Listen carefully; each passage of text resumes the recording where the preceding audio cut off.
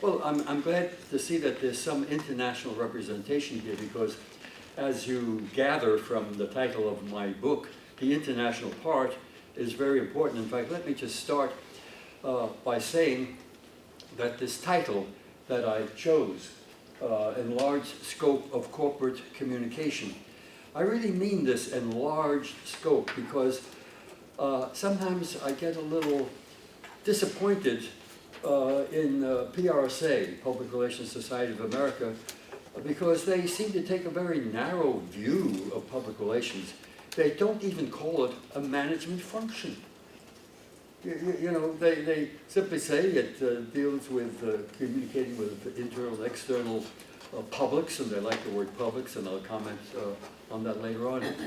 But when you think of marketing, that's considered a management function. Human resources, that's a management function. So how come Public Relations Society of America doesn't say, well, PR is a management function? And if they don't like that term, and I'll comment on that in a moment, then you can use other terms such as corporate communication.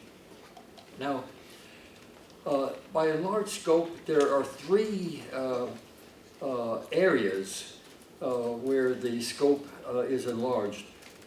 First of all, what I call communication practices. I consider a wider range of communication practices, rather than just saying, well, we deal with PR, period. Then secondly, an international perspective. More and more reference is made to global this and global that, and more schools, particularly business schools, they're sending their students abroad for a semester so they get an international perspective, which they think is very, very important. This doesn't mean you work abroad, but that you may be dealing. In fact, most of the corporations now are international corporations, MNCs, multinational corporations. So obviously, knowing something about the rest of the world is important. And then the third dimension that's important is, to me, public relations, and certainly the term corporate communication, is more than communication. It's also a management function. Very, very important, as I hope I prove later on today. So the 3 points then are, we deal with a wider range of what I call communication practices, and some call them communication disciplines. That term is used in the literature too. And then the international, and I know that the word global is preferred by a lot of people. In fact, I taught in London for many years in a global marketing communication course. Toby, he didn't like, I used the term international because it has different connotations than global. But anyhow, global is the term that is widely accepted. It has more prestige, you know, global this and global that. So anyhow, it is that. And then the management function is important because I think public relations is both a communication and a management function. And I hope to prove that in a moment. Now, I chose the term corporate communication after a lot of thought. You probably know the name Jim Grunick. He's the author of Excellence in Public Relations, and he's a real solid thinker in PR. In fact, I think he's sort of considered the #1 PR educator. He prefers the term public relations for everything, and although he agrees with me that the term public relations is somewhat in disfavor in some quarters. And among those quarters are corporations. These managers in corporations thought that PR is associated with publicity too much, putting a spin on things. Well, you don't want to be associated with that alone. And so one after another, they dropped public relations as the title of their departments and called them corporate communications. Now, this is on the corporate level. Now, you know that PR is divided into three major fields, or along institutional lines. The one I represent is corporate. Some may choose governmental. In fact, I guess Ed Downs, he deals both governmental. And then the third is nonprofit. So this is the way a lot of departments will organize their courses. Okay, you can major either in governmental or in nonprofit or social or corporate. And at CU, the College of Communication, corporate was the most popular. Not just because maybe there are more jobs there and the jobs are higher paying usually than in nonprofit organizations, but it covers more elements of public relations, more elements of communication than, say, governmental or nonprofit. So it's the broadest approach, and this is why students, even though they might want to major in social and governmental, they chose corporate because they knew they could apply it. So my class would have about 3/4 of the students, and the others were only a quarter divided between the two fields. Also, with regard to the course that I used to teach, it was initially called Corporate Public Relations. This was the traditional, it is the traditional term. But what I found as I taught corporate public relations, more and more the subject matter dealt with public affairs. And so finally, after about 5 years, I said, why don't I change the name of the course if 3/4 of it is with public affairs? Let me call it public affairs, corporate public affairs. But then when I left, the man who took my job, Don Wright, he's a traditional PR guy, and he reverted the course back to corporate PR. I haven't said anything to him about it. If that's what he wants, so fine. I'm gone from there. He has a right to make that choice, just as I had a right to call the course Corporate Public Affairs. Well, as Janice mentioned, I wrote a book on corporate public affairs, and that book has done very well. It's widely used, and as a matter of fact, last October, I was invited to New York City, all expenses paid, to participate in a conference on what they called corporate affairs. But the leader of this had read my book, and he said, hey, I want people to know about the book, so I'm inviting you to come here.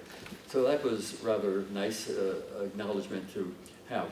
So anyhow, my background is largely in corporate affairs.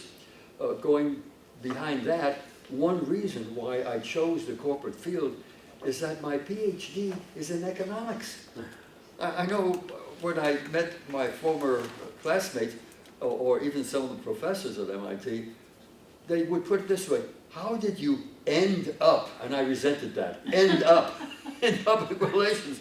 And I would correct them and say, I wouldn't put it that way, end up, I'm in public relations, because public relations is a marvelous venue for the application of social sciences. Yes. Because not only economics, and I taught economic behavior a long time before, there's a new term now, behavioral economics, and very popular, there are books out on that.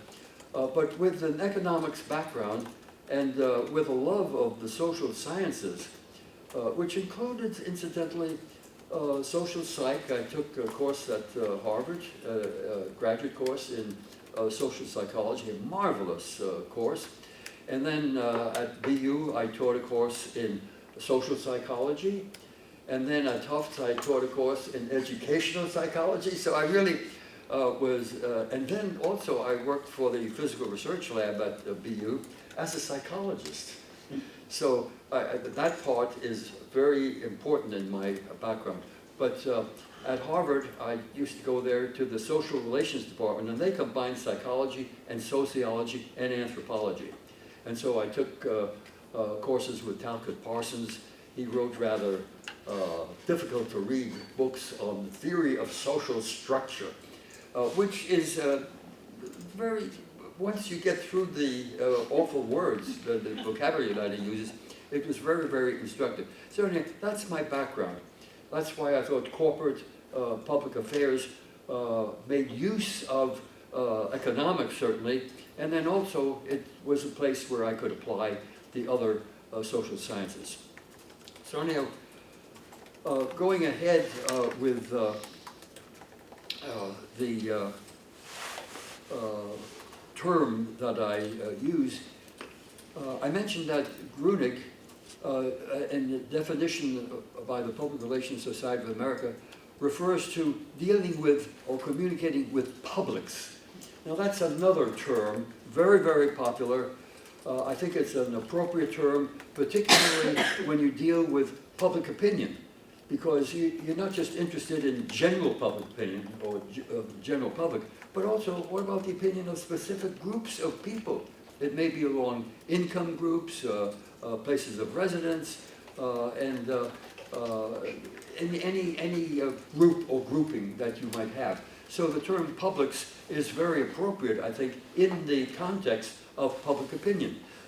But because I've dealt a lot with business schools and read a lot in a lot of the business literature and taught a course in organizational structure and behavior, which I thought was very important. In fact, the first course I was asked to teach at BU was called Principles of Organization, I think, a very mechanical approach to the whole subject.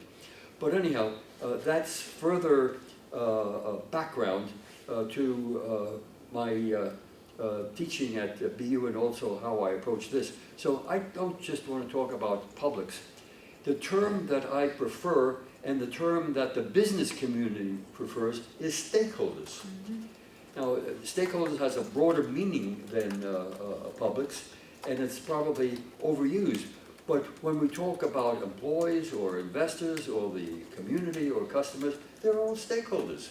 But then some people say, well, the government is a stakeholder. Well, sure, in certain contexts, it's also a stakeholder.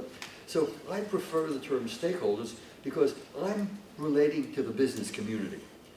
And if that's the word that they like, and they frown or they're puzzled when you refer to publics, then I'm going to use stakeholders. The other reason why I use stakeholders and why I avoid in business schools the term public relations, in the books that I used in my organizational structure and behavior course, I go to the index and see if I could find PR. Not all business books listed public relations. And when public relations was listed, there were two sub-entries.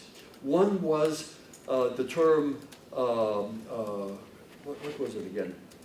Public relations. Yes, image, that's one word that they liked, and also publicity. Yeah. So just a narrow view, you know, this is the business school approach to public relations.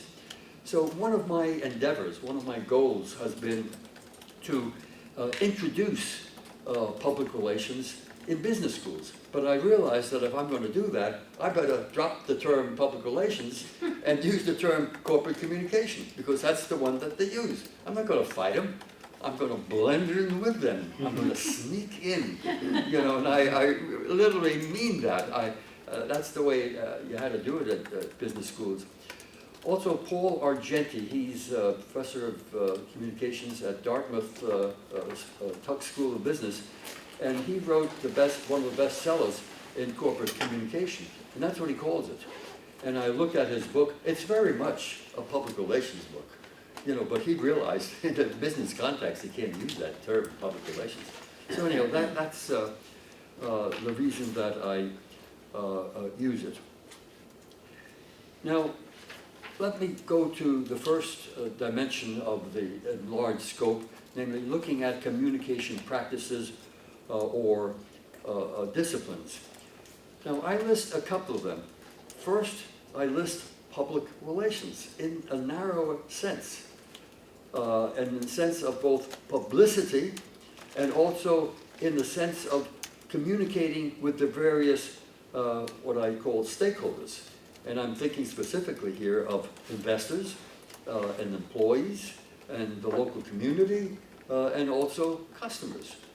So that's my definition of public relations. And broadly speaking, public relations in this list here of composite list of what corporate communications deals with, we're really talking about trying to influence public opinion. When you look at the history of public relations, a lot of reference to public opinion is made. And also Eddie Bernays talked about influencing public opinion. So PR has stature in this particular sense, that it's a way of influencing public opinion. And how? The old-fashioned way was through publicity. You get a lot of news releases out, you talk with people in the media, and this was before social media was so popular, but it was through the mass media, newspapers, magazines, radio, TV. This is how you reached the public.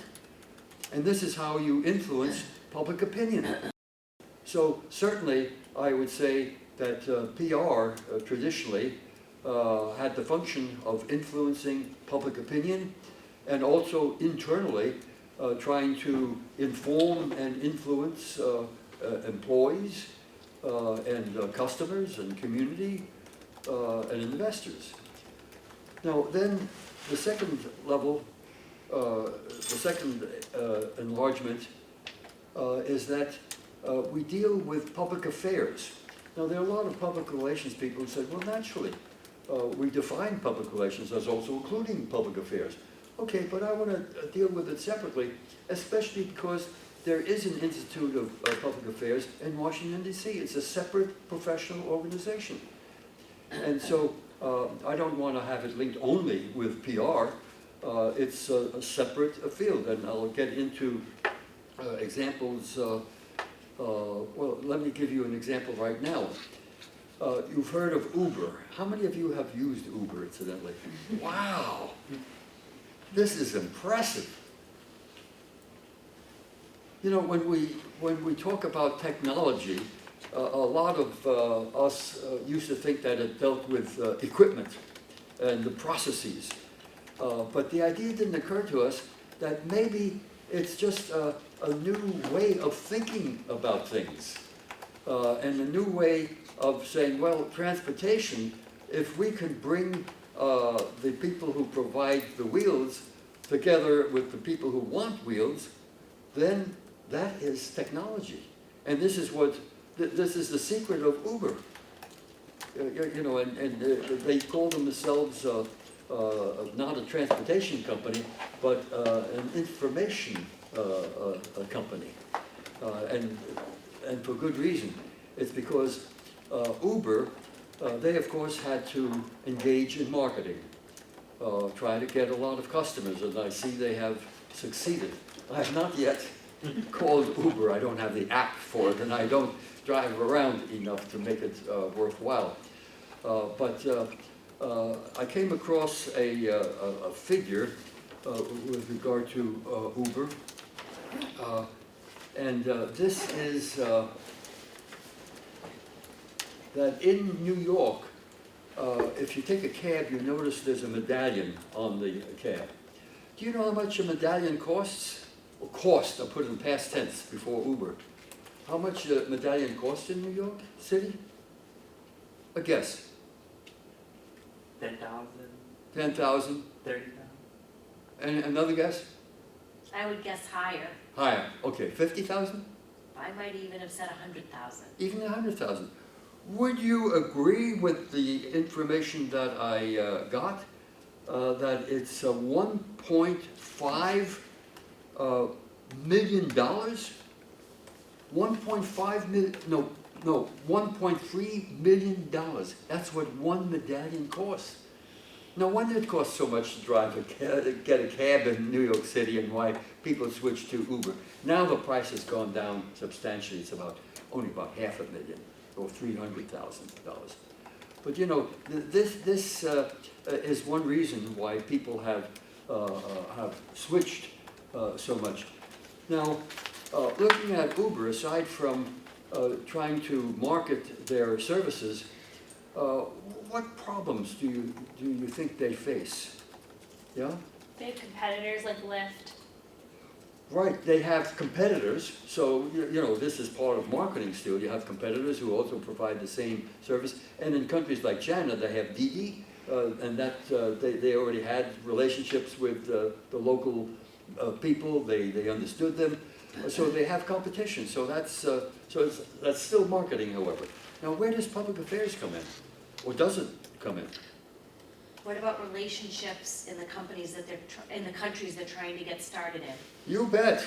You know, this was it. They went to France, and then soon they discovered that the French government was on them.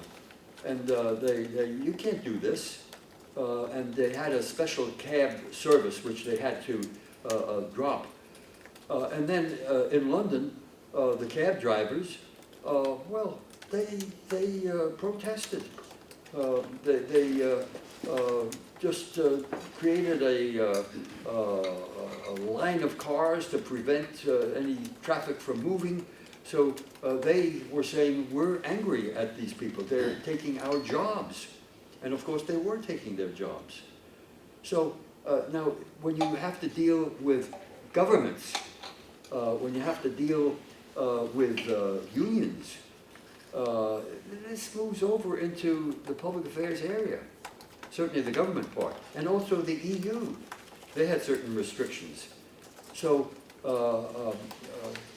Uber recognized that it had to hire somebody, somebody with a public affairs strategy. And these people are busy all over the world.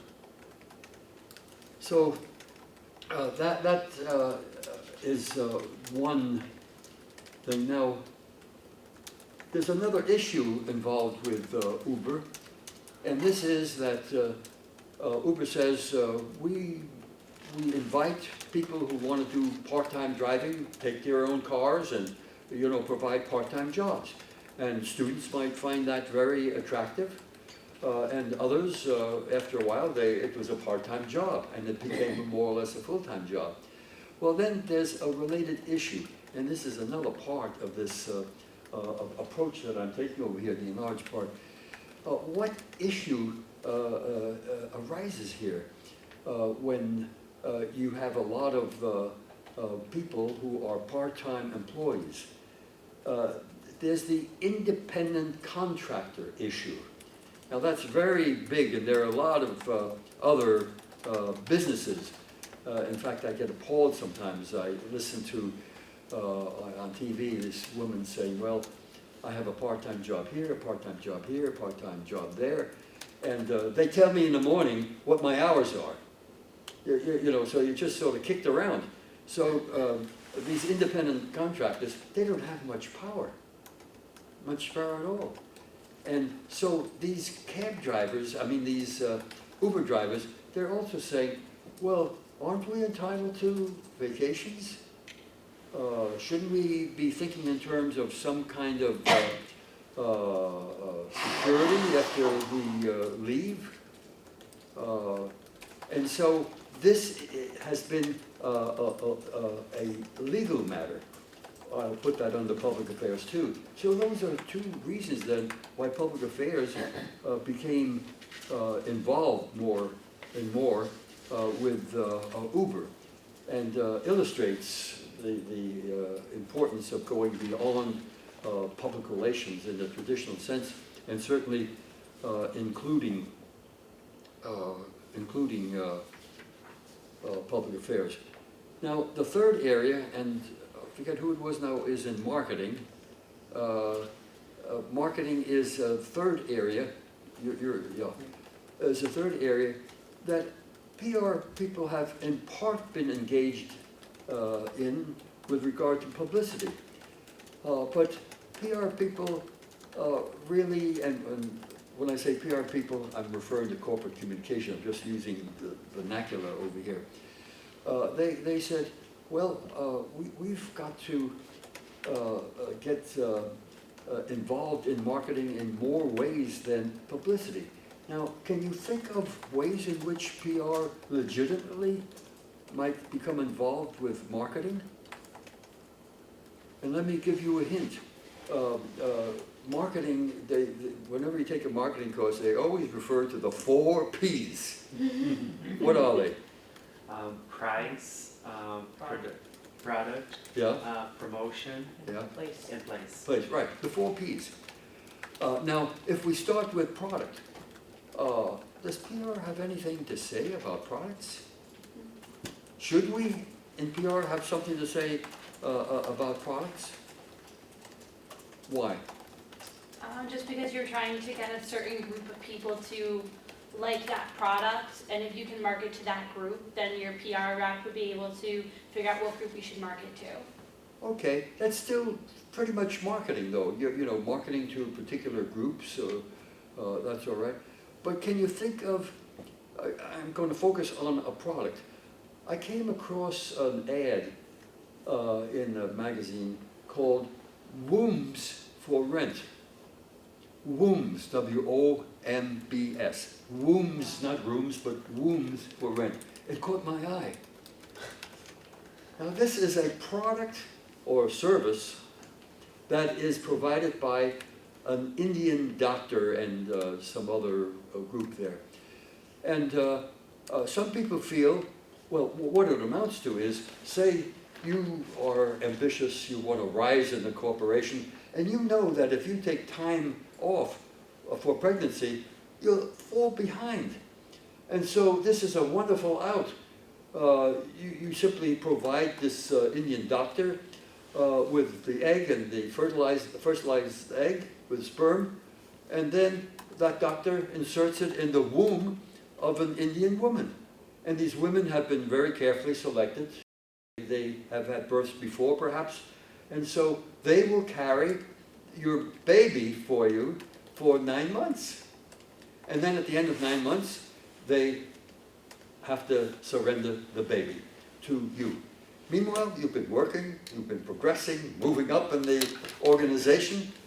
It's a very convenient idea. Again, an idea. You know, isn't it like Uber? Ideas are like technology. Now, I can tell you're shaking your head. It's not appealing. And I certainly agree that I can't imagine that a woman after 9 months gets a baby, has the same attachment to that baby when instead of having felt the heartbeat and, you know, you don't have the connection. But it solves a problem. It also solves a problem for some Indian women. They get $10,000 for that. That's a lot of money in India, $10,000. And so, you know, should we condone this? Should we say this is a mutually satisfactory arrangement? Or should government say this is not allowed? We forbid it. I won't expect answers from you, but you know, think about it. At first I was appalled when I read the ad, Wombs for Rent. And then when I thought about it, well, $10,000, it may solve the problem for this Indian mother and family. But I feel sorry for the baby. I feel sorry for the mother who gets the baby because of the lack of attachment. But anyhow, this goes back to a product.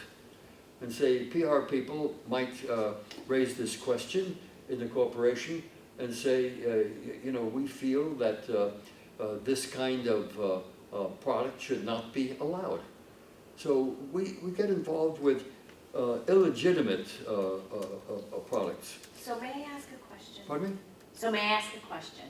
So is the point that PR is going to be supporting product in the sense that if there are issues or perspectives around the product, it would be the PR function to kind of optimize those issues and then write to support the product, more or less, or pitch stories that would support the product or the company's views on wombs for rent, for example.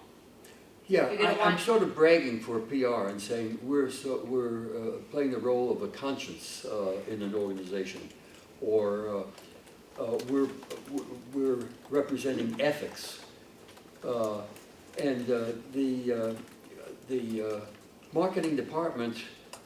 Well, I'm thinking here, who's marketing? It's the Indian hospital that's marketing. I don't see it being marketed within a corporation in the United States. So, you know, they ought to be aware that it's a controversial issue, and so what do they do about it? They want to discuss it very thoroughly, maybe drop the offer. Now, they have to be aware that maybe if there is a resentment to rooms for rent, that maybe it'll be prohibited by the United States. So again, we're involved in public affairs, but also we're involved in marketing. That this is not a product, a service that we should be marketing. That's the basic question. So we're playing a role of a policeman for the marketing department. Now, you know, if I talk to marketing people, they say, who do you think you are? You know, you PR people, you think you're more ethical than we are? And, you know, sometimes I think they're right. We're not more ethical, as some examples prove. But anyhow, yeah. It reminds me of a human resources department within an organization. Like if a manager is going to, let's say, reprimand a person and they're going to approach a given situation that could be intense in some way, they go through the human resource department to find the best way of handling a situation, what's appropriate, what's not appropriate, where their boundaries are. So I kind of link that in when I think about the way public relations comes into play with the marketing department. They're guiding them and they're kind of giving them their boundaries on, you know, where their parameters on where they can. Maneuver. Some people say that public relations ought to take responsibility for the culture in an organization. That's often said by PR people. Incidentally, there's a wonderful article in the current Harvard Business Review on culture. Yes. And, you know, how to analyze your corporation's culture. Well, look at it. It's really excellent. So anyhow, Can I just add one more thing to what both of them said? Also, wouldn't PR be aware of the reaction of various constituencies or stakeholders, say this very controversial issue about rooms for rent? Then the PR person could say, well, there are people here, you know, from a religious group who might really create problems for us in the PR arena and in the media, because they would be deeply offended by this. Exactly. I think the marketing people, they're narrowly focused on making sales. Of course, they always say sale of products and services that will satisfy the consumer. But they're not as likely to look at what the repercussions are. How about, as you say, these other groups of people? How are they reacting to this? And how that would damage the reputation. And the key word is reputation, you know, because that's what we're focusing on in PR. What is the reputation of our organization? Because I'm sure been told a lot about reputation. I always look at it as a very important intangible asset. And I think you ought to think of it as an intangible asset. It's listed on, and here again I find a lot of students lacking a background in economics and in finance and in accountancy. Do you know what a balance sheet is? Yes. Yeah. Not everybody was nodding. And a profit and loss statement? Anyhow, in a little, talking about my experience at BU, when I was chairman, I was advising 3 students. They were sitting in my office, and I said, you know, one of them said, I'm interested in investor relations, and I said, yeah, you know, you really ought to take a course in our business school in accountancy, and also preferably in finance.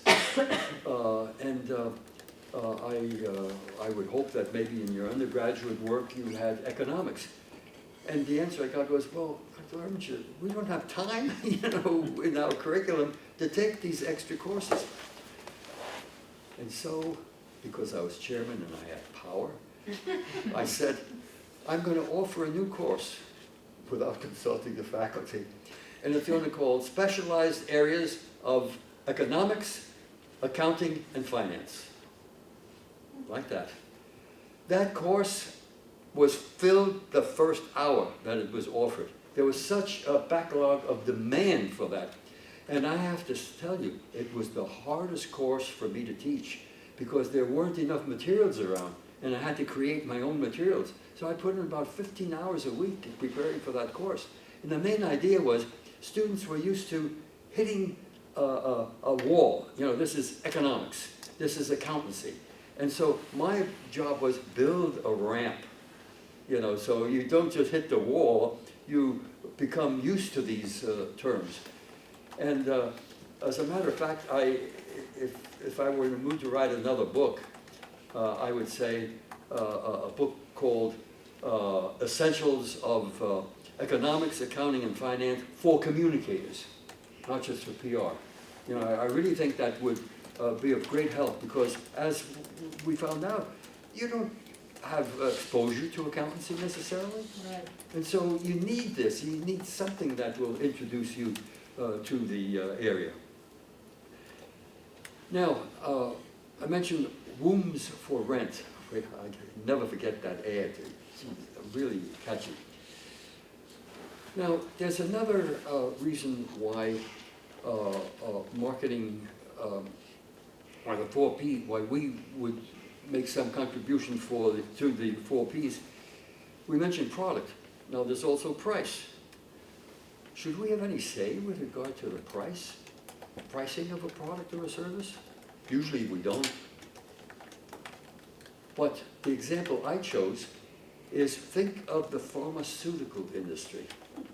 Just think about that. I have a few cases here, I hope. So do I have a few cases? I'm getting mixed up here. Put that over here. Uber case I already had.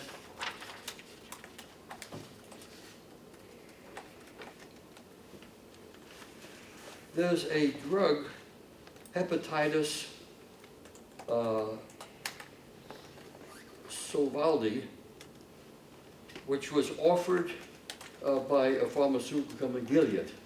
Do you know how much they charged for a person? For one pill over a 12-week period. So you get 1 week, I don't have down whether it's every day or every week, but anyhow, over a 12-week period, you would have to pay $84,000. Another one, Marathon Pharmaceuticals charged $89,000 in the US for Emflaza, an old steroidal drug that cost only $1,600 a year abroad. $1,600 abroad, and they're charging $89,000 in the United States. High drug prices. Now, Milan, they charged $609 for a 2-pen pack of commonly used allergy drug, branded EpiPen. And children often depend on it. Now, they had increased the price from $94 to $609.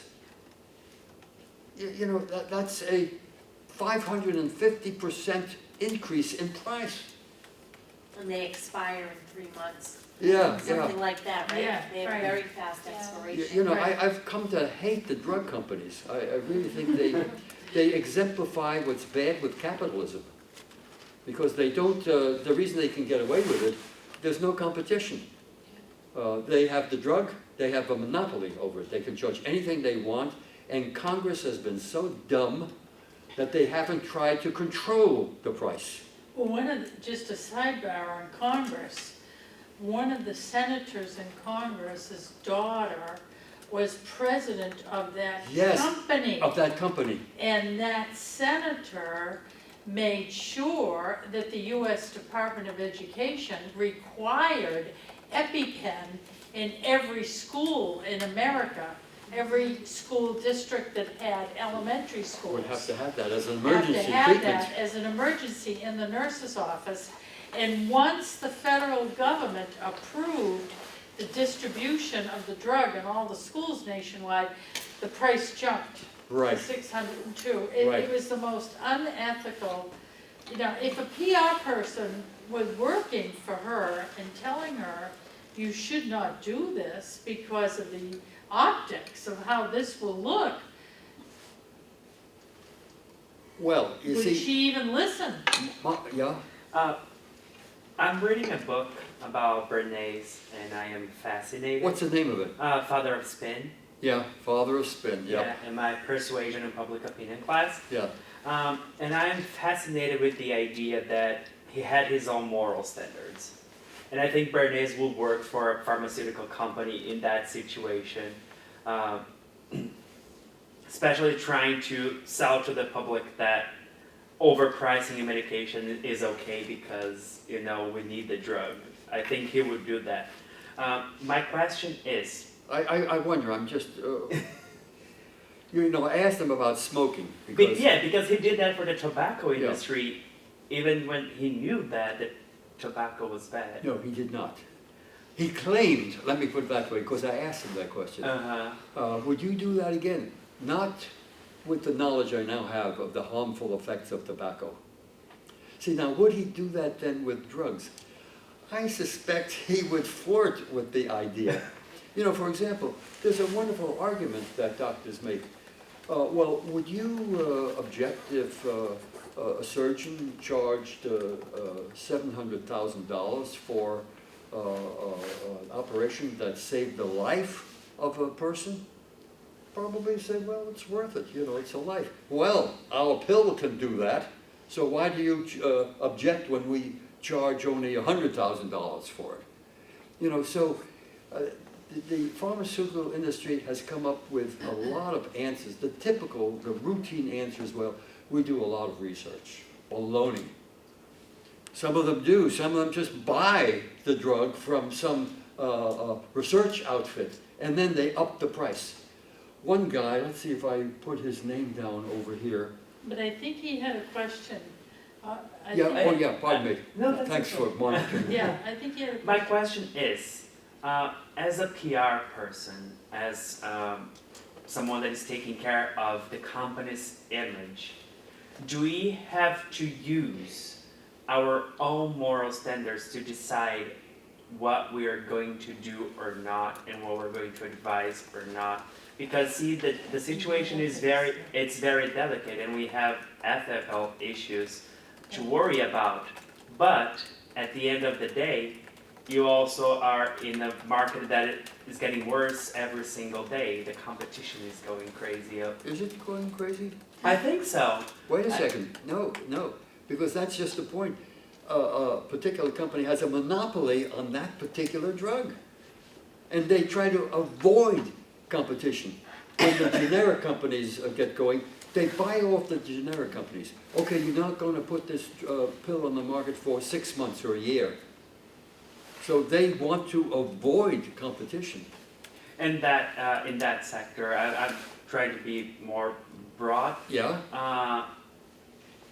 What would you use as a guide, as a PR person, to say, I am not doing this job, or I'm gonna do this job, and I'm gonna pitch a story, I'm gonna try to change public's perception of this? What would you use as your guide?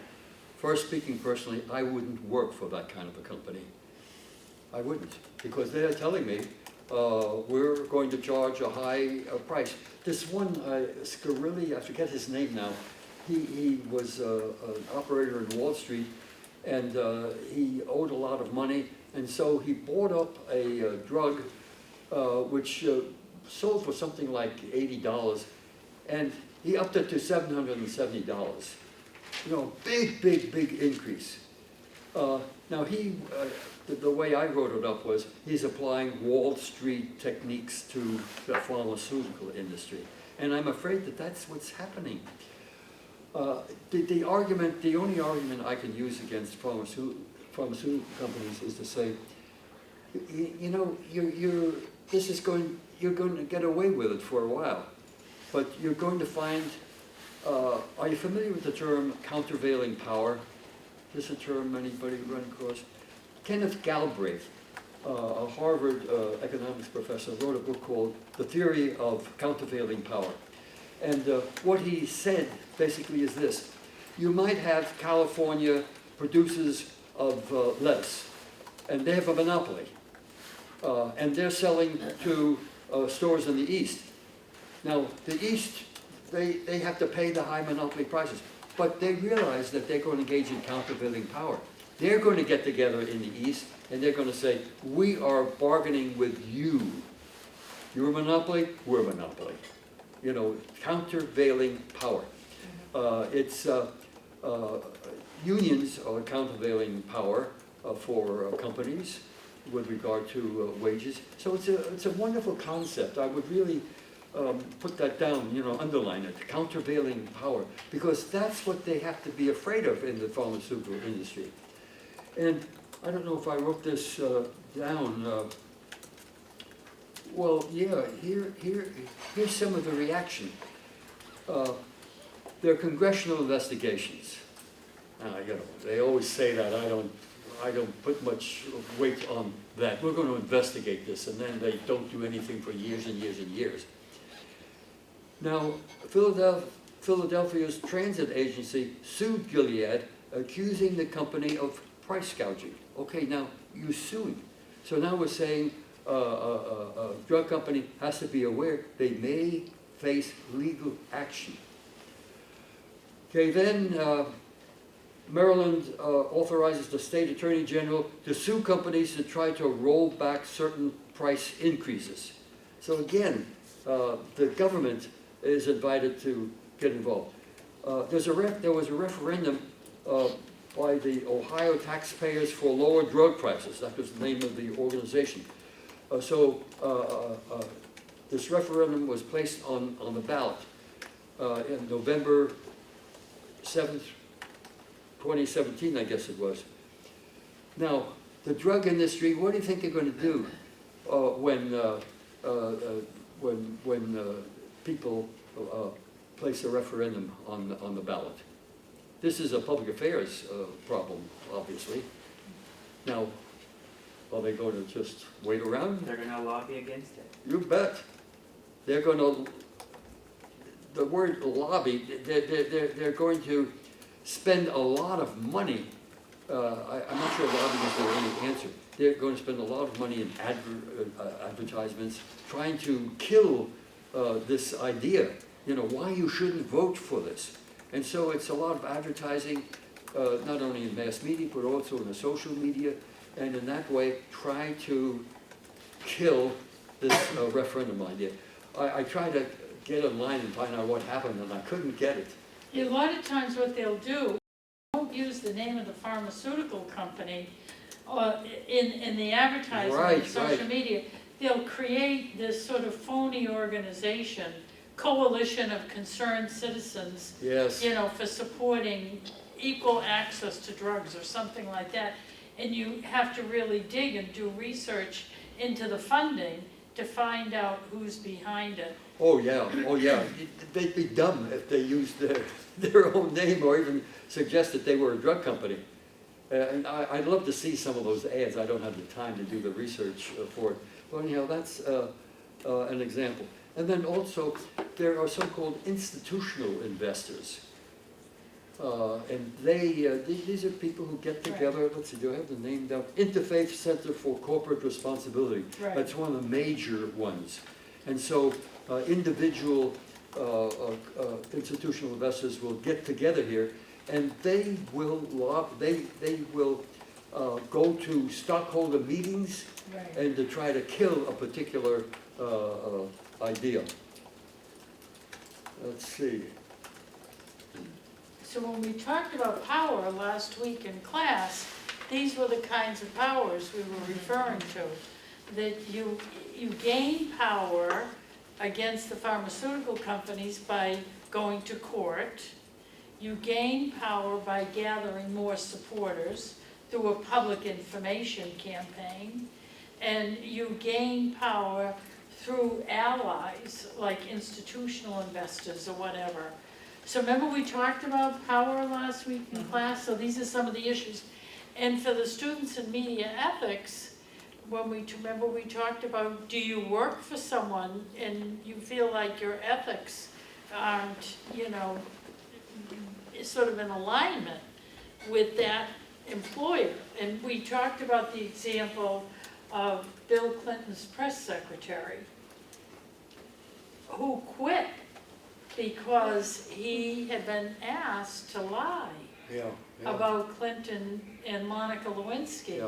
Mike McCurry, he gave up the best job in PR, which is a, director of communications for the White House, because ethically, he couldn't go out there and lie.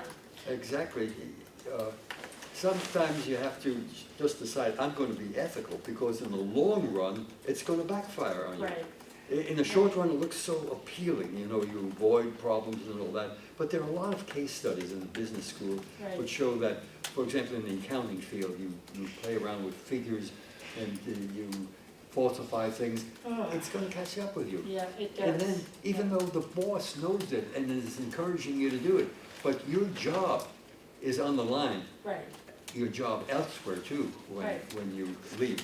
because the reputation of the company can Yeah. follow you. Okay, so the bottom line here in looking at this case of high drug prices is that certainly PR, corporate communication, gets involved with the question of price, with the examples that I gave. Now, what should the pharmaceutical industry do? What have they done? There's the Pharmaceutical Association, I forget the exact name of it. But anyhow, they represent all the companies. Should they do something? This is what you've got to think of. What should they do? I definitely think that things are like fitting, like I need an EpiPen because I'm highly allergic to all other drugs, besides Advil practically, and it only lasts for 3 months. So I think at this point, like, if something can save your life, you should make it your responsibility to save that life. It shouldn't matter. You should make a little bit of profit, like, I don't know, sell it for like $80, make a little bit of profit, but realize at the end of the day, you're saving someone else's life, and that should be good enough for you. At the end of the day, to sleep peacefully. I think you're right. They have to give the impression that they care about somebody's life. Notice how Yeah. cynical I Yeah, say it's this. not just about the money. Yeah, I mean, literally, they know that people are going to die because they can't afford the drug. Now, they also do this. Well, if we know there are cases that they can't afford it, we'll give them a discount price. Why can't there be a law in place that allows them to only charge a certain percentage? Above the Above cost the of cost. manufacturing it. Because That way, if it costs more to manufacture, then they can charge, you know what I mean, like, and have some type of restriction. Because as with assault weapons, Congress doesn't act. If we say that the Well, the other problem is they like money, NRA, everyone the likes money. NRA pays off members of Congress. In fact, it's a good question to ask every congressman you meet. How much do you get from the NRA? To know how much freedom they have. I mean, this is a shame, American democracy. Congressmen's votes are being bought. I mean, literally bought. And so, Congress... Is there a benefit to the government in any way to have pharmaceutical companies that are making this much money on their products? I would think, in the cycle of how, I think it's like in the the NRA. economic, The pharmaceutical industry is paying off members of Congress. Yeah. This is it, yeah? But I have a little curiosity about economics, and I ended up reading some work of Friedrich von Hayek, Ludwig von Mises, Yes, and all more, those liberals. more Austrian economics. Isn't the government the creator of these problems? Because if the company has a patent, the government gave that company the patent. Once we say, all right, for medical research, there is no more patent, now companies will have to compete against each other to sell drugs.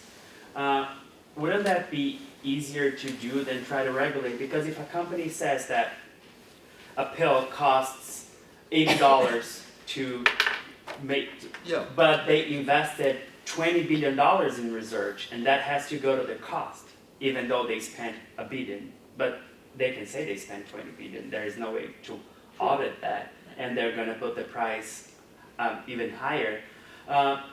Isn't the other way the best way, the complete free market? And shouldn't PR people that are on the other side against the pharmaceutical companies be like, okay, so this is created by government interference. Shouldn't we taking government out of the way and let the market regulate the price, having a company competing against the other? Letting a company compete against the other. Who are the others? Well, That's just it. There are no others. There's They Amazon, have a that's monopoly. it. They have a monopoly. There are no others. but don't they have a monopoly because of the power that they're Yes, given? they're given a patent, 50-year Yeah. patent. You're the only one who's allowed to sell this, and you can charge whatever price you want. This is what the law says. Now, Congress, if we were to take a favorable view of what Congress could do, they could say, we will control the price in the sense that the government, not control, the government is going to be the purchaser of these drugs. And we are going back to countervailing power, we're going to bargain with you. We're going to force that price down. But Congress said no.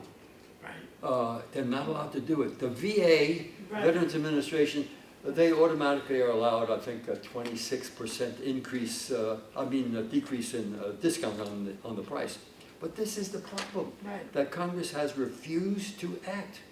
They have refused to pass a law that says we're going to allow the government to serve as the purchaser of drugs Right. for hospitals.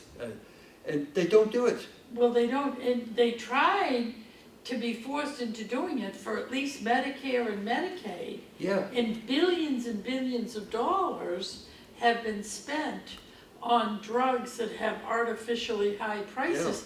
But if the government had stepped in and negotiated the prices, it would have dropped the prices yeah, for everybody else too.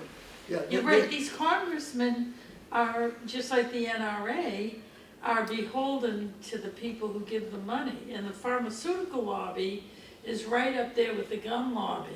See, we really have a problem with our government. And this is that congressmen are being bought. Yes. They're being bought. You know, when the NRA gives a member of Congress a check, or if the pharmaceutical companies give a check, well, they're going to hesitate, voting for a law that's going to hurt the hand that feeds them. Right. So it's really a travesty on our democracy. It's sad, and I hate to say this, but that's the conclusion I've arrived at. So anyhow, yes. I come from a developing country, and I'm surprised. I'm coming from a developing country. Yes. And I'm surprised to hear about some of the things that are happening in a democratic country like America, because I know the issue of corruption in developing countries is something which we're trying to fight against.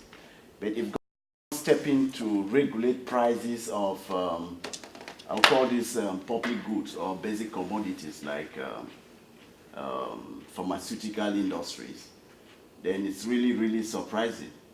Because if congressmen, it means they don't have the interest of their own people at heart. They are only interested about who cut the check for them. It's the same thing, only we're calling it corruption there. Yeah, And, because- this is a form of corruption too, only the name Because- isn't used. Yeah, it's very, very surprising Yeah. to me. you know, I feel Yeah. almost disloyal to, to the US Right. by confessing Telling the my truth. views. But when we take up these cases, I mean, that's it. Now, what has the pharmaceutical industry done? They play the violin, and we have image advertising. You know, what our industry means to people, how they're saving lives, and then also why we need to charge so we can pay for research. And not only research, but it has to be, the drug has to be tested out. So this is legitimate, but those costs are not As high as the drugs, as the prices that are being charged. So anyhow, that's a problem, and I think the PR people, again, I'm placing PR people in a very ethical position that, and I know ethics, you can't play But that do you think game these by pharmaceutical itself. The game you have to play is to say, if you don't curb your price increases, you're going to face countervailing power in the form of legal suits by various states, by transit authority in Philadelphia. Also, incidentally, doctors are getting together. I don't know if I have that in my notes. Yeah, I read that Amazon, Berkshire Hathaway, J.P. Morgan, they are forming a company. Right, They're forming a company. right. So this is where, okay, you can't have any competition. We're going to form a company that's going to play the role of that government should play in saying we're going to be a countervailing power. We're not going to pay you what you're demanding. We're going to bargain for a lower price. So this, as a PR person, I would point this out that, you know, in the short run, you're going to benefit. You're going to make a lot of money. But as time goes on, countervailing power forces are going to grow, and you have to be afraid then that maybe laws will be passed that will be more stringent than they might have been had you cooperated earlier. So it's that idea, that the fear of countervailing power that may curb the pharmaceutical companies. And anyhow, as a PR person, that's the game I would play. I would say, have you ever heard of countervailing power? Well, you know, here's what's happening, and here's what may happen. And wouldn't it be better if we voluntarily restricted the price, kept the price lower? Right. You know, do something, yes. Just changing the subject from the pharmaceutical industry to politics. Yeah? Isn't that what Trump is doing right now? Compromising in the issues of raising the minimum wage to 21 years old to buy a gun and banning bump stocks because the Republican Party is against it. They are for the Second Amendment and everybody should have the right to buy whatever they want, but Trump is saying, hey, no, let's ban the bump stocks and let's raise the minimum age to buy guns. Isn't he trying to leverage the power to... I wouldn't say leverage the power, I would say he's trying to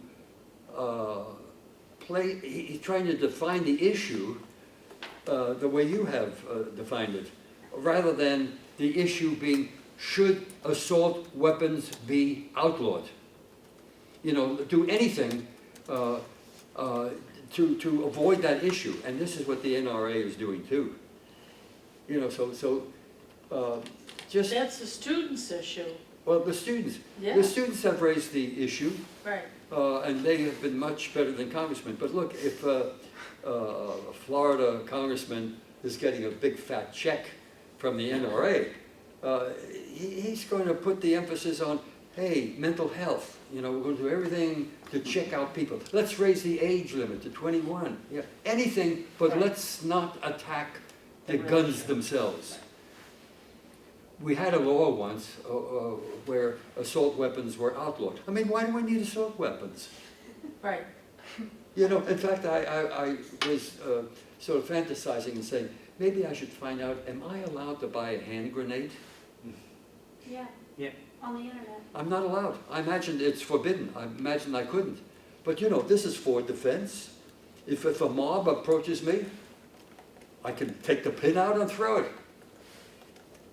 Anyhow, It's a way to divert attention from the issue that the NRA doesn't want to have addressed, namely forbidding the sale of assault weapons. But isn't that a great PR move?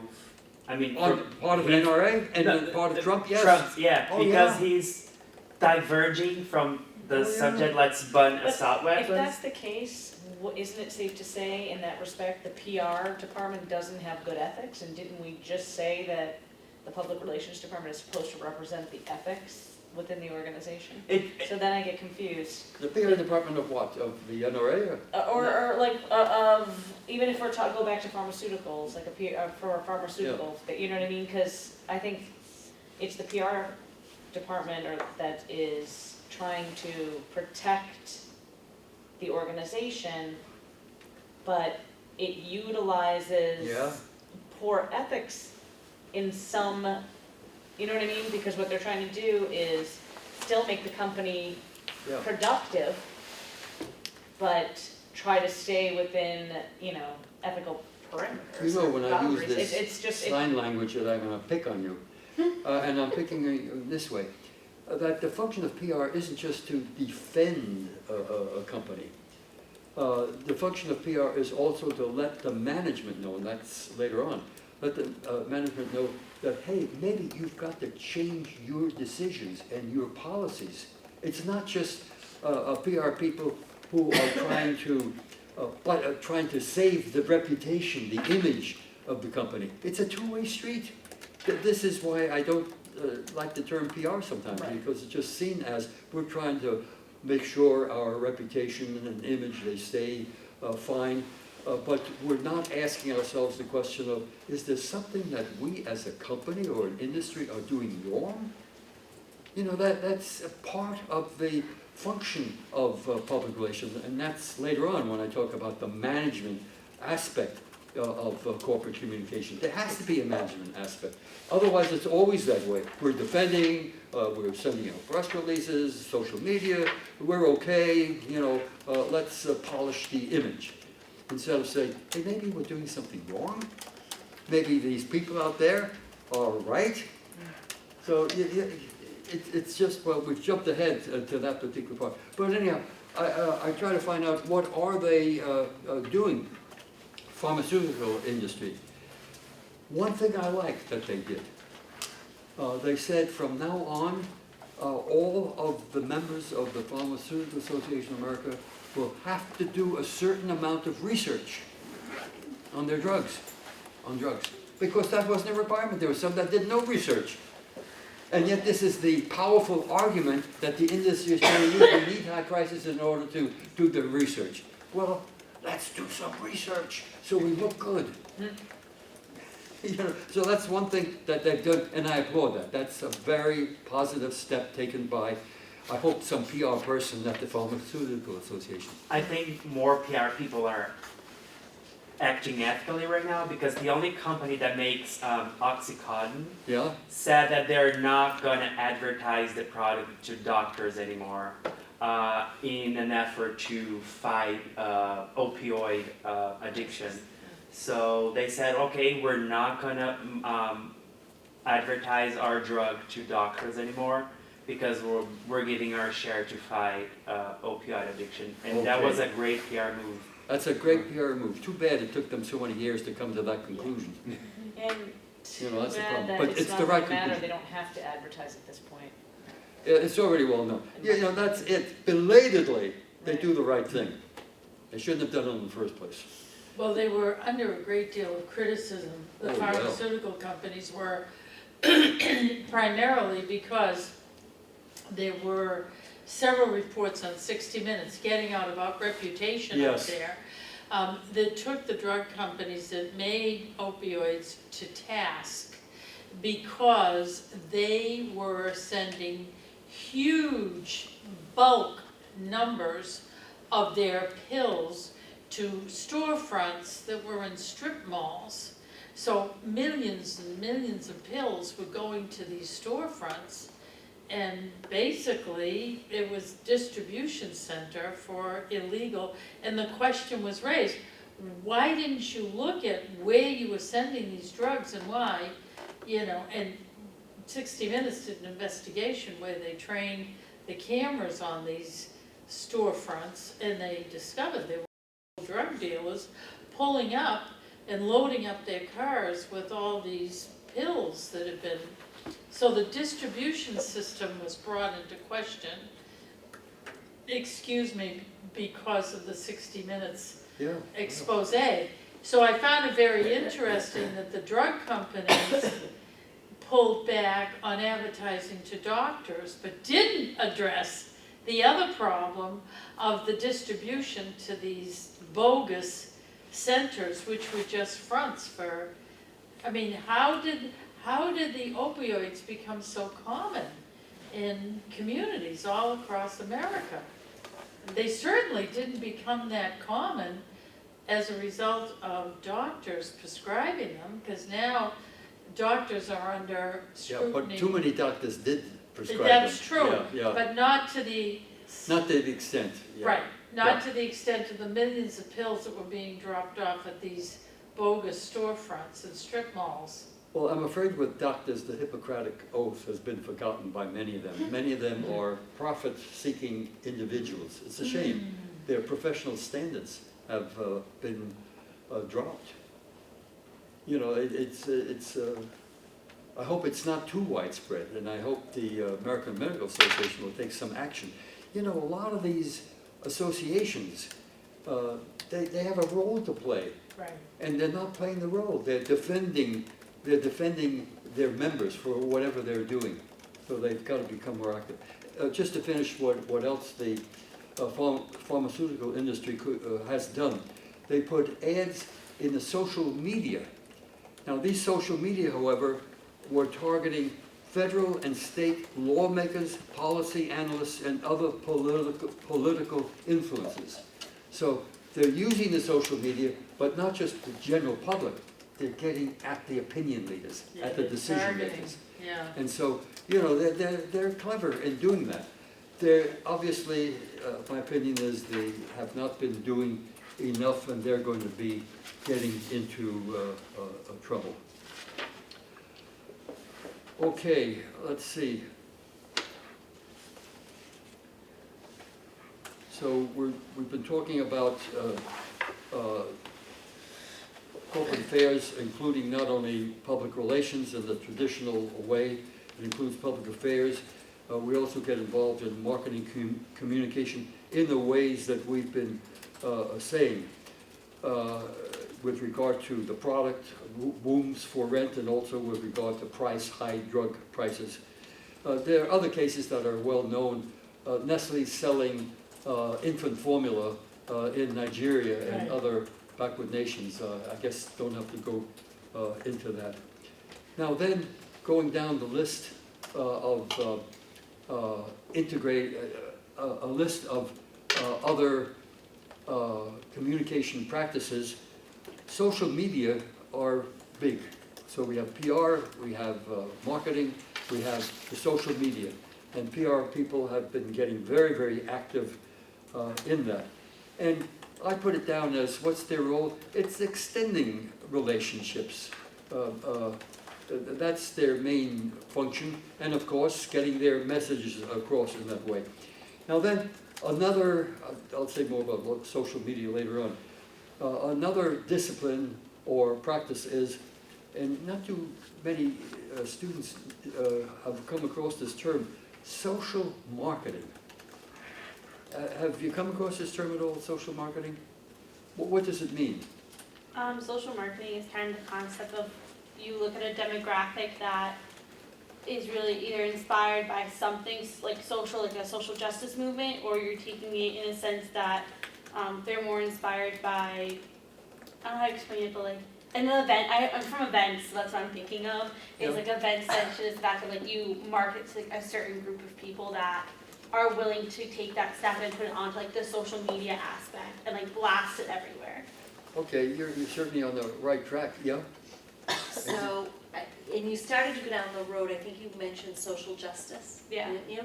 So I think social marketing is marketing for change in an organization or for a mission, marketing to the organization's mission. Well, it has a lot of meanings, but the meaning that I think is somewhat neglected. Some of the companies, like Coca-Cola, they're faced with accusations too much sugar causing diabetes. So their answer is, well, you really have to combine soft drinking with exercise. And so they choose some activity like exercising as something that's desirable.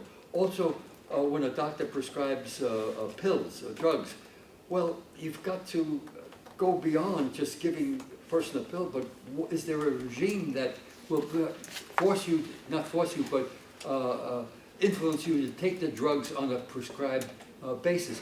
So we're saying with certain products that have danger in them, we want them used in the proper way, we being the corporation.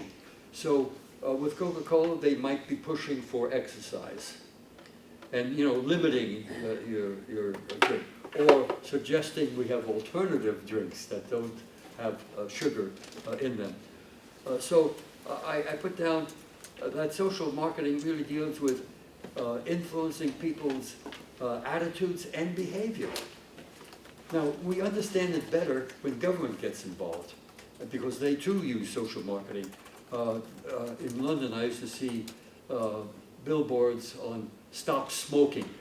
Well, you know, this is social marketing. You're trying to reach people the same way as the tobacco companies are, only now you're asking them to be aware of the danger of smoking, and so stopping. So social marketing is getting a little bit more attention.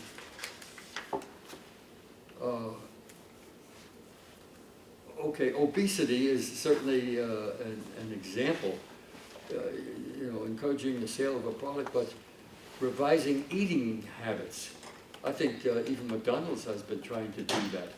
So this is social marketing. It's not just selling the product, but now we're interested in how do people behave, what are their attitudes toward the product, and what can be done. And even corporations are doing that. Now, on alcohol, I saw they wrote drink responsibly. Yeah. On say that again? on a bottle of Guinness, they'll tell you drink responsibly. Yes. Yeah. Yeah. Okay. One other before, well, I have a couple of cases here actually. You get a break? Well, we were gonna go till about 7:30, Yeah, but yeah. we started about 10 minutes late. Yeah, let's go on. I want to finish this. Just wanna finish, because I think, also you wanna talk about the international Yeah, perspective. oh yeah, that's, I'm still on the one enlargement, which is looking at other practices, Right.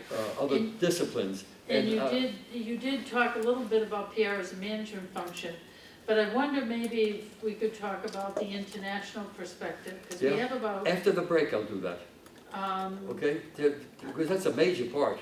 right, Okay, I'll really wind this up right now, that I just want to make sure that the concept of consumer relationship marketing is known by all of you.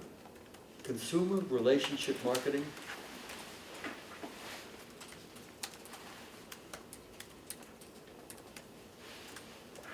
Now, I guess the best way to review this is to look at a case.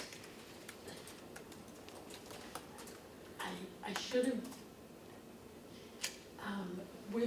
this doesn't go till 9. Yeah. Go till 7:30, Yeah, and we go to, what? we're not going till 9. We're not going to 9. No, that's why Oh, I okay. asked maybe if you could, we go till 7:30. We did start 10 minutes late, Yeah, so maybe we go like 20 of 8. okay, I'll make one comment about this Sorry. social relationship marketing. And the company I want to refer to is Wells Fargo. All right. Have you heard that? Oh, About Wells yeah. Fargo? Oh, Yeah. You know, they were saying, well, the whole marketing idea was, if we have a customer, let's get this customer to also use our other services. So these other services might be getting a car loan, or taking out insurance on a car, or a housing loan, and so forth. And so, you know, normally this is the idea of consumer relationship marketing. If you have a good customer, I get all kinds of mail from Bank of America asking you to take out an equity loan. You know, now, what did Wells Fargo do? Some of you know, you look as if you are 5 accounts for every customer or something? Wasn't that what the They sales opened people up were bogus told? accounts, and they never told the customers they were opening up the accounts. Yeah, exactly. They were opening up bogus accounts, not only new accounts, but also you need car insurance, you need this, you need that. And then when they fired 5,300 employees for not living up to their code. Their code was to cheat. Right. You know, so anyhow, this is the misuse of consumer relationship marketing idea. The idea is good, but it's misused when you are forcing it on existing customers and other people. Now, fortunately, they've really been hammered hard. Right. But what I still remember is, this goes back a number of years, I was attending a meeting of the Institute for Public Relations Research, and the VP for PR of Wells Fargo was there. I won't mention names, but he was talking about, oh, we have a splendid program on developing trust, customer trust. And you see, what I see him up there with all of his fine language, having all kinds of programs, and not knowing what the hell is going on with the employees in the company. Mm-hmm. Doesn't he look around? Doesn't he go to the human resources department? Doesn't he have coffee with somebody down there? He's completely aloof. He's out of touch. This is why a part of corporate communication and a part of PR is you've got to have stakeholder relationships internally too. If you're a PR guy, you've got to meet the human resources manager. You've got to ask, what can we do here to know what the employees are thinking? Very often there is an annual survey of employees, and the PR person ought to be knowledgeable of that. And how this could have gone on for years and years. And all those employees fired for not opening up the accounts that the management wanted them. And incidentally, the manager's making big bucks as a result. That one woman who's in charge of consumer relationship management, a lot of money. How could this go on? You see, so there's something wrong when PR or corporate communication is looked at only as sweet talk up here, nice speeches, nice press releases, good social media, and you're ignoring what's going wrong in your own organization. So this is another part of PR. Point out what should be known. Certainly, most large corporations are multinational. They're going abroad. There's no question about it. So what's involved when you go abroad? What are the PR implications? One matter that I would focus on is the issue of globalization itself, going global. Trump has attacked it, as you know. Brexit attacks globalization in a different way. And so I feel that we as PR, corporate communications people, should be able to do something to prepare a program that is supportive of globalization. Now, I'm just making an assumption here that corporations that are in the global business, they ought to favor globalization. They ought to favor it. Now, could you develop a program? What I do in this book that I wrote is I have a case just dealing with that. And I fall back on something that happened after World War II when there were economic education courses being given by companies because there was a fear that just as Europe was going more socialistic and Russia, of course, communistic, that disease might penetrate the United States. And so there were programs. The famous one is the HOPSO program called How Our Business System Operates. And this was, I attended some of those sessions, and employees got an hour off, and they listened to this presentation. What's good about our American, not just American, what's good about the business system? How does it operate? And I did an evaluation of this, and I found out that these programs, just talking to people saying, here's the function of profits. Here, it's very important that you charge the right price and all that. It doesn't count. What really counts is the experience that employees have within the company. If they have a good experience, they get paid well, they get time off and so forth, then they are in favor of free enterprise system. If they're not happy with them, then you can lecture to them forever, and it's not going to take hold. But anyhow, there's the idea that maybe such a program might be developed. Now, what's new in the global field? What do we have to know? First of all, there are new players. Now, we like to talk about publics or audiences, but the term that international relations people use is players. Players in the international field. And we have to know who they are. Now, could you tick them off? I won't, to save time, I won't ask the question, but give you the answer. First of all, there are now supranational organizations. Supranational. Like the United Nations. International organizations like International Trade Association. The World Bank. So we have to become familiar with these new supranational organizations because we might have to deal with them. Now, for the most part, what these organizations do, they will publish expectations of corporations, how they should act, how they should behave. So PR people, corporate communications people, have to pay attention to what the expectations of the UN are, because we have to make sure we don't violate them. Now then, there are other multinational organizations like the European Union. So there are supranational organizations, then there are multinational organizations like the EU. And of course the EU is mentioned all the time. You know, that's another body. A company operating in the United States wouldn't do that. We don't deal with the EU. And then there are other nations, other nation states. And incidentally, the international relations people, they like the phrase nation states. I tend to talk about countries, you know, it's much simpler. But they like the term nation states. So you might just bear that in mind. Now then, so in the global area, we have new audiences. With each of these groups, we have new issues. So we have to learn what these new issues are. For example, sometimes you hear that a Chinese company will not be allowed to buy a certain American company because we're worried about national security. National security.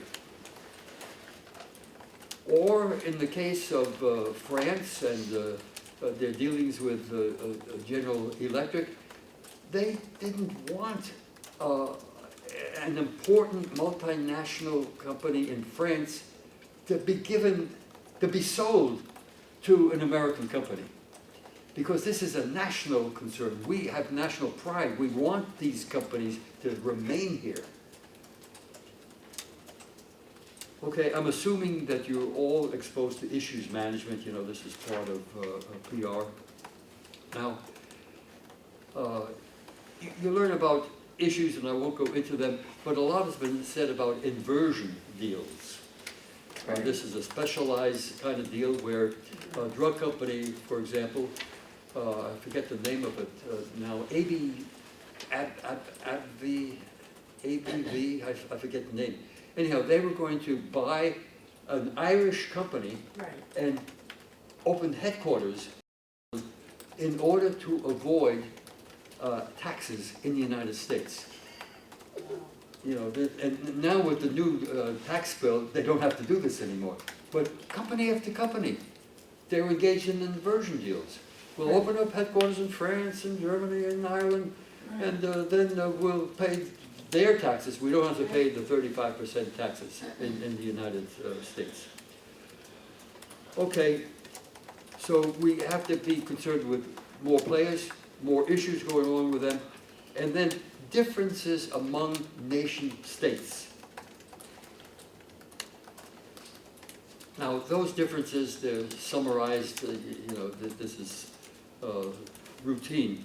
You want to know what are the economic differences among nations, which are, for example, in the Soviet Union, it's socialistic.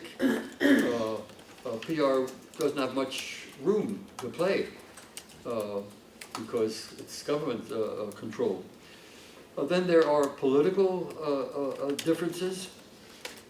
In the US, although I'm not so sure after what conversation we've had, public affairs people have to know how our government works in the international sphere. Well, they do have to know how it works in the international sphere. We have to know how other kinds of governments work. So, just as in our civics courses and in our, I guess, political science courses, we learn how Congress works, and we should know this. If we're going to be interested in lobbying, we have to know what the structure is. So, okay, we have economic differences, political differences, and then the most popular one is cultural differences. American businesses love this topic of cultural differences. Now, I got a book out on Japan cultural differences, and I never knew. Do you know what the unlucky number is in Japan? You know what it is in the United States. Many buildings have no 13th floor. In Japan, a lot of buildings don't have 4th floors. 4 is an unlucky number. I forget what the other unlucky numbers are. So you pick up little things like that. Now also, I remember in Puerto Rico, I rented a car and I was driving, had my family in it, and I got a flat tire. I bought a new tire. It was a holiday, and I bought a new tire. And I went back to the car rental place, and as Anglo-Saxons speak, I had a difficulty, you know. I had a flat tire, and I purchased a new tire, and I'm asking for a refund for the tire. And then Annie Bird, she's the Puerto Rican student that I had, and when I told her this, she said, "Otto, that's not how we do business here in Puerto Rico. You don't go down and in a cool way say, I've had difficulty, as if this is a legal case. You go in and you say, what the hell is wrong with your cars? I got a tire flat, I wasn't gone for more than a couple of hours. And I demand, you know, and you get emotional about it, especially if there are people around you, look at them and you try to arouse them. Then maybe I would have gotten a refund for the tire.